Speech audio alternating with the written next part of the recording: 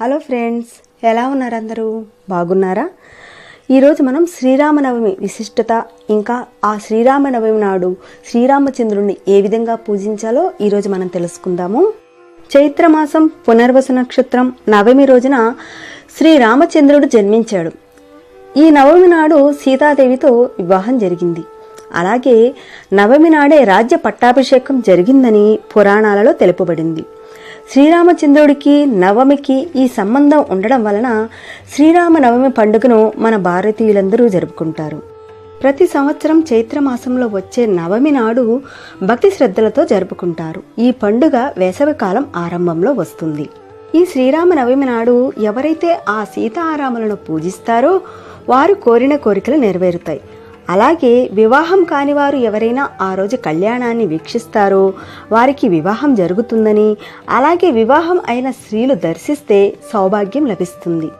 ఇప్పుడు శ్రీరామనవమి నాడు రామచంద్రమూర్తిని ఏ విధంగా పూజించాలో తెలుసుకుందాం.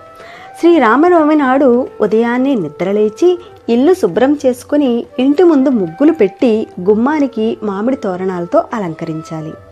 ఈరోజు మనం శిరస్నానం చేసి పసుపు రంగు దుస్తులను ధరించాలి. తరువాత పూజా మందిరాన్ని శుభ్రపరచుకొని గడపలకు పసుపు కుంకుమలతో అలంకరించుకోవాలి. తరువాత ఒక పీట మీద పసుపు కుంకుమలతో అలంకరించి పీట మధ్యలో చందనంతో అష్టదళ పద్మం ముగ్గు వేసి వస్త్రము పరిచి దానిపై బియ్యం పోసి కలశంను ఉంచాలి.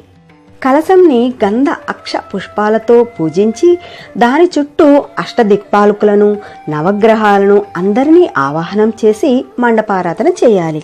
తరువాత శ్రీ సీతారామచంద్రమూర్తిని ఆవాహనం చేసి పూజ చేయాలి. కలశం పెట్టలేని వారు శ్రీ సీతారామ భరత శత్రుఘ్నులతో కూడిన పటమును లేదా శ్రీరామ ప్రతిమను ఉంచాలి. ఆ చిత్రపటమునకు సువాసనలు కలిగిన పువ్వులతో అలంకరించాలి. 2 కంచు దీపపు కుందులలో ఒక్కొక్క దానిలో 5 ఒత్తులు వేసి దీపారాధన చేయాలి. నైవేద్యంగా పానకం, వడపప్పుని తయారు చేసి సమర్పించాలి. అలాగే తాంబూలం, కొబ్బరికాయ, కమలాపళ్లను సమర్పించాలి.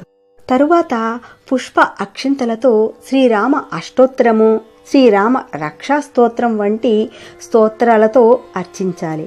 ఇంకా ఆ శ్రీరామచంద్రుని ప్రీతిగా తులసి దళాలతో అర్చించాలి.